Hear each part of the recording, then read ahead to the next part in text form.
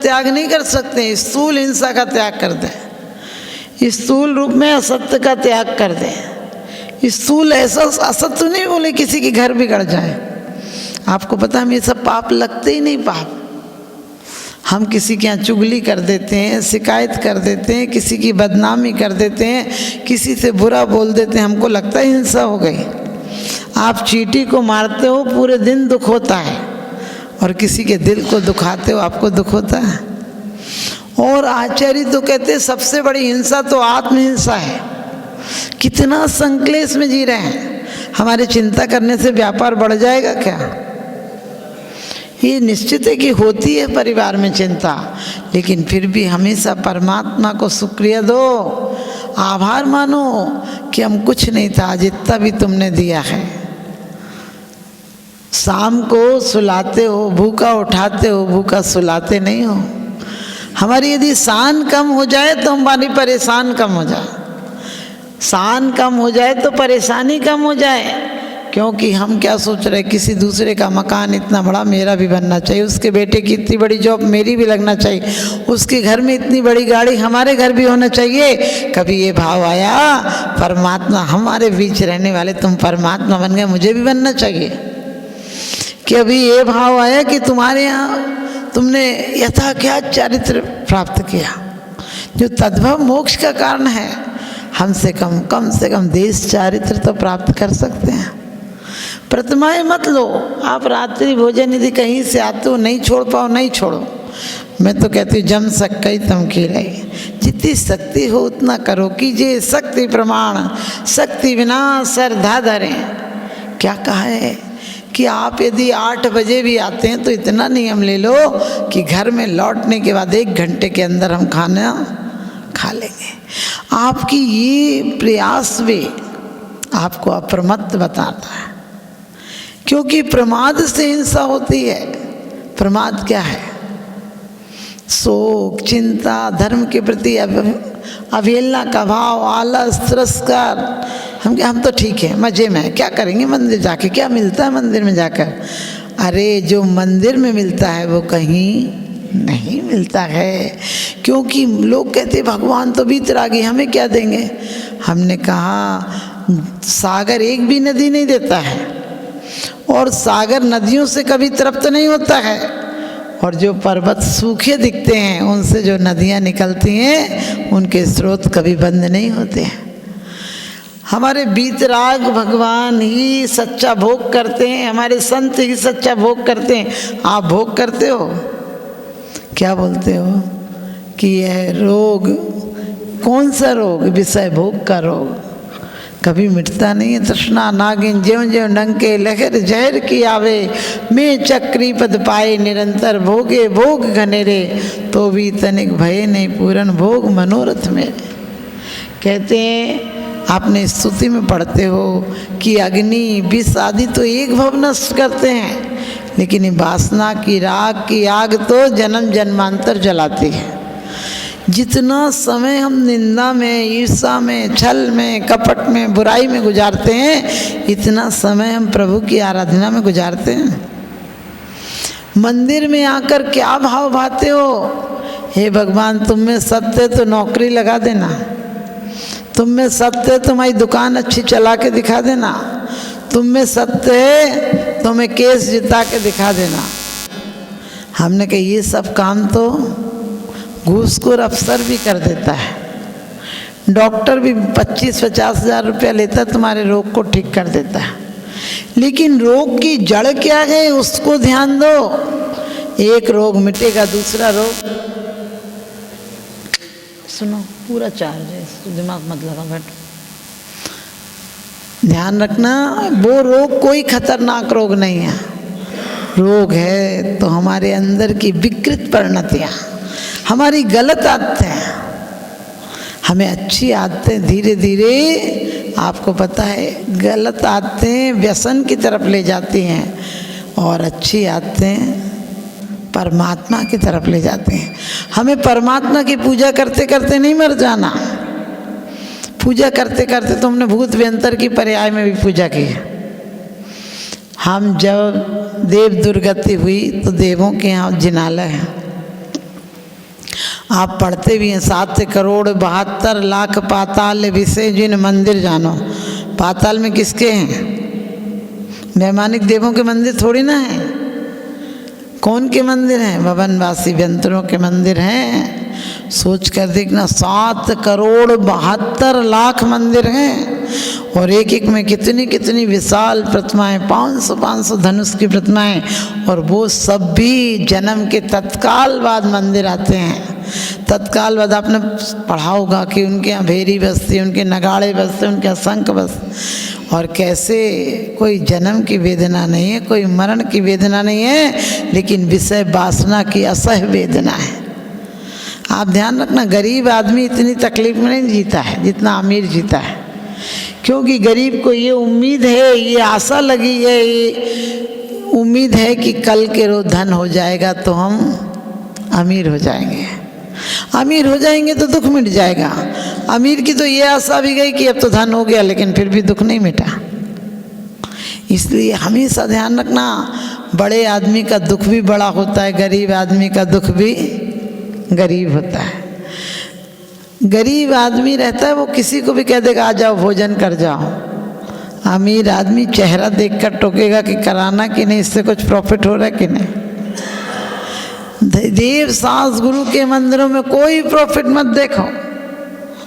क्या करना है, यहाँ तो वो दरबार है जहाँ फूटे नसीब बन जाते हैं।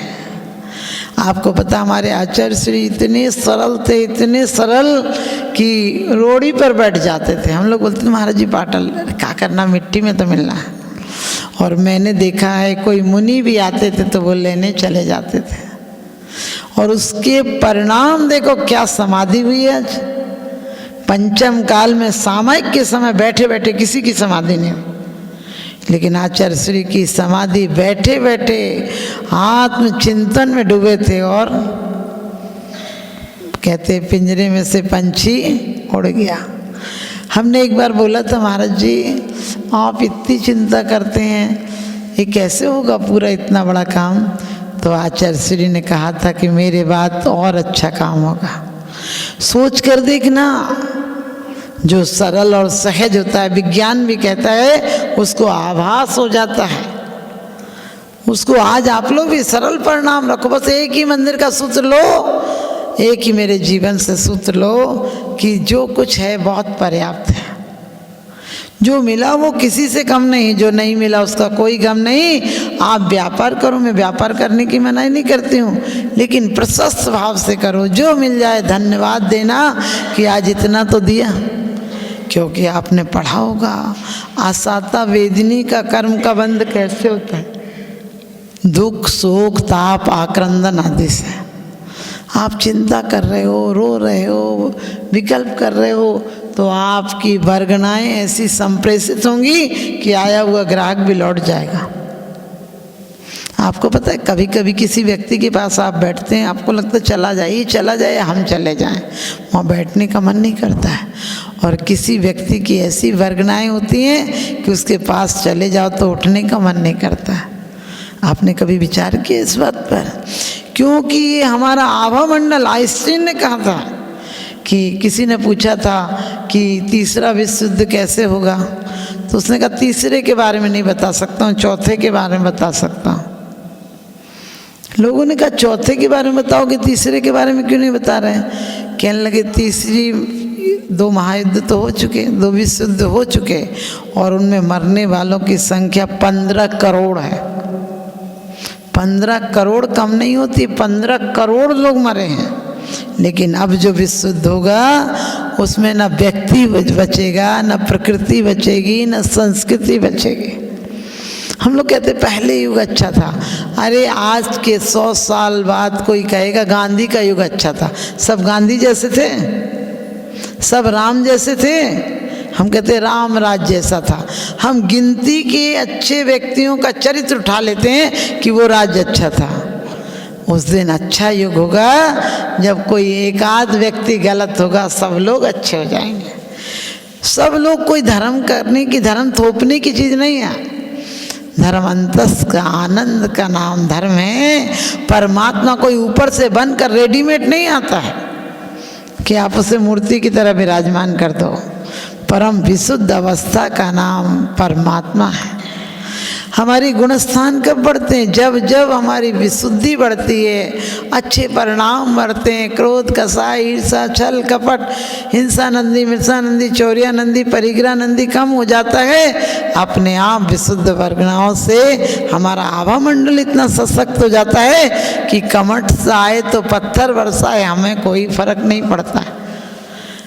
वो वर्गनाएं थी कि कमठ भी क्या हो गया, उस सठता को छोड़कर उनका भक्त होकर आप सबको पता है ऊर्ध्वगामी हो गया। हम लोग इतनी जीवन से पूजन कर रहे हैं फिर भी क्यों नहीं हुए?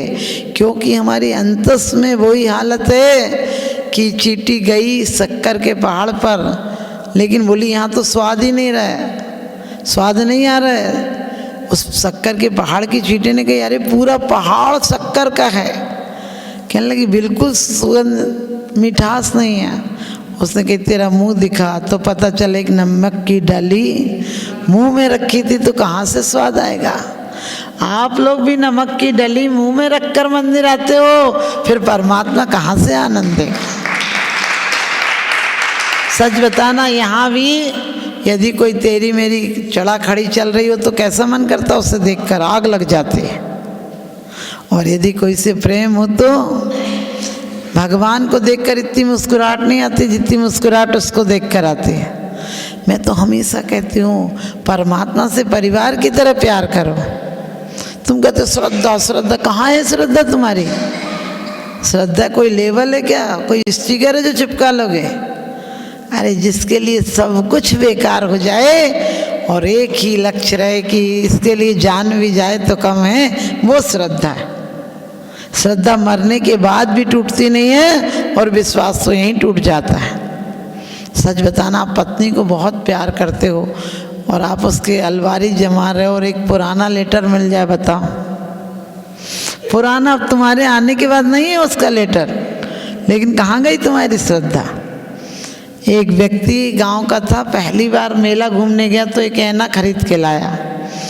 अब ऐना में उसको अपनी शक्ल तो कभी देखी नहीं थी, तो कहने लगा अरे बड़ा जवान आदमी है, तो बढ़िया आदमी है, इससे देखूंगा, और अपने घर के टाड़ पर छुपा के रख दिया। लेकिन पत्नियां ऐसी होती हैं, उन्हें पता चल ही जाता है कितना भी छुपा के रखो कि कहाँ क्या रखा है तुमने। तो पत्नी ने देख लिया, ये ऊपर चढ़ चढ़ के क्या देखता है। वो काम को गया तो पत्नी ने देखा। अब पत्नी भी गांव की थी, उसने भी कभी ऐना नहीं देखा था। कहने लगी अरे इस चूड़ैल को देख के इससे बातें करता है, इसमें कोई औरत छुपा रखे। अब वो तो बहुत चिल्लाई चोट, तो सास ने बोला बेटा काय बात पे चिल्ला रही? कहने लगी क्या पता कौन सी जादू की डिबिया से बना रखी और ऊपर रख रखी, उससे बातें करता है। तो सास ने कही मुझे दिखा, देखूं कौन सी है। तो उसने देखा, कहने लगे पागल हो गई बहू, देखियो कितनी बुढ़िया तो है और तू गाली बक रही इसको। फिर बहू ने कहा तुम्हारा दिमाग खराब है, तुम बुढ़िया दिख रही है, देखो कैसी जवान नई नवेली सी तो है। अब दोनों की लड़ाई देख के ससुर आए और कहने लगे भैया तुम लोग लड़ कायर को रही हो, आज तक कितने दिन नहीं लड़ी, अब काय को लड़ रही हो?